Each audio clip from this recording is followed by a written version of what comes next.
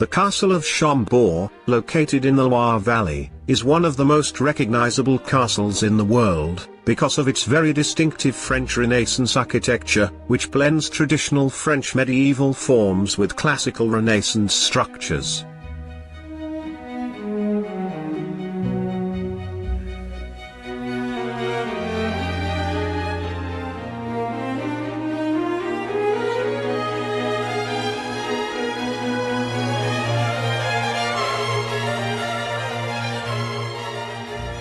Francis I, a young king, wanted a castle where French and Italian influences mingled. Thus, Chambord has the architecture of medieval castles, a central square building with a donjon and 4 massive corner towers.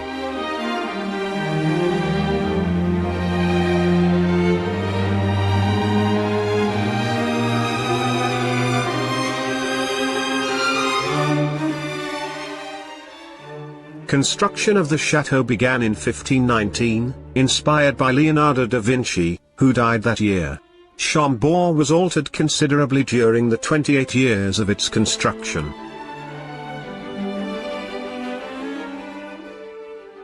It was not until the reign of Louis XIV that the building was completed. The chateau has more than 400 rooms and nearly 300 fireplaces.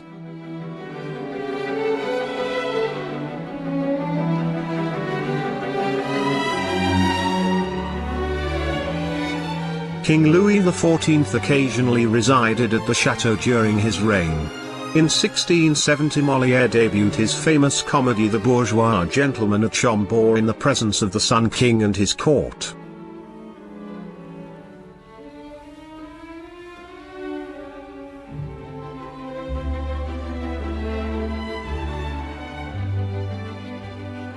In the 18th century, work is undertaken to develop the interior of the castle. Louis XV used it to house his father-in-law Stanislas Leszczynski, King of Poland in exile, and the Marshal of Saxony. The need to bring comfort to the building led the various occupants to permanently furnish the castle.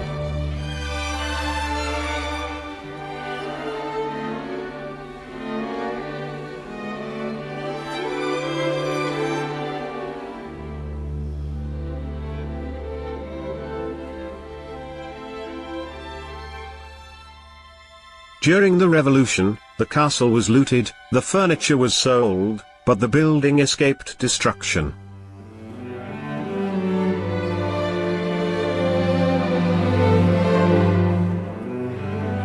The double helix staircase, attributed to Leonardo da Vinci, features a design concept that was unique at the time: 2 spirals that intertwine, giving outside observers the impression of a single structure.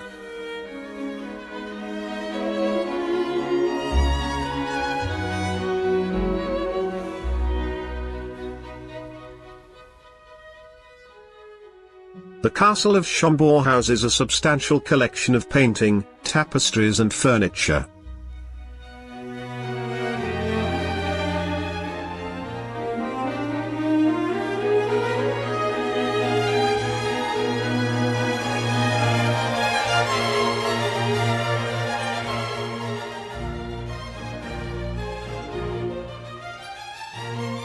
Theatre de Molière was specially created on the first floor and its stage faced the grand staircase.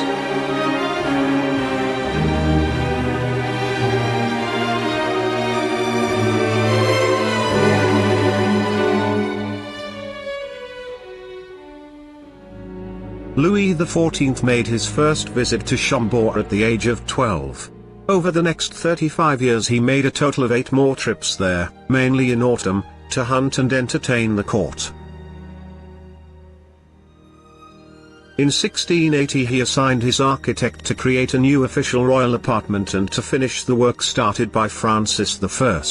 After Louis XIV established the court at Versailles, he travelled much less, making his last trip to Chambord in 1685.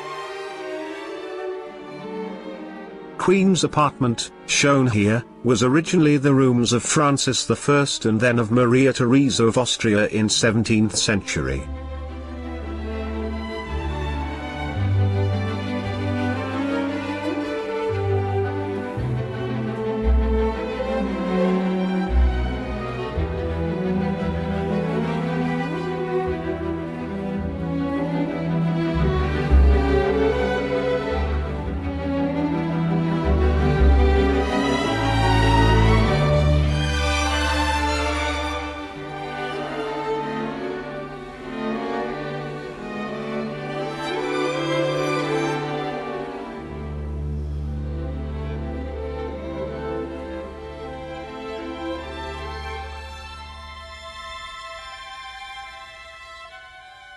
Embellished with red stag trophies and paintings depicting hunting scenes, the hunting hall epitomizes the tradition of hunting in Chambord.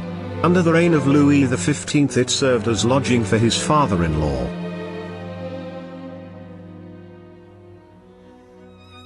There are various apartments, such as the Governor's Room and Laurel Room, furnished and decorated in the style of the 18th century.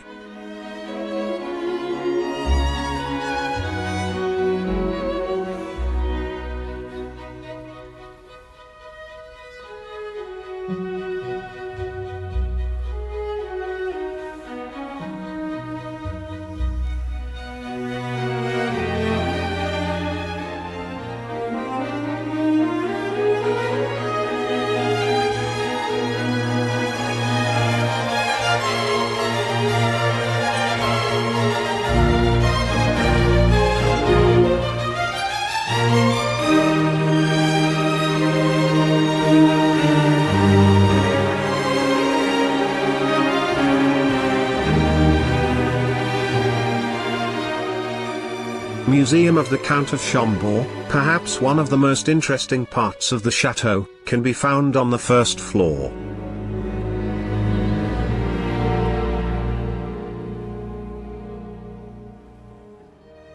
Henri, Count of Chambord and Duke of Bordeaux, was the legitimist pretender to the throne of France as Henri V from 1844 until his death in 1883.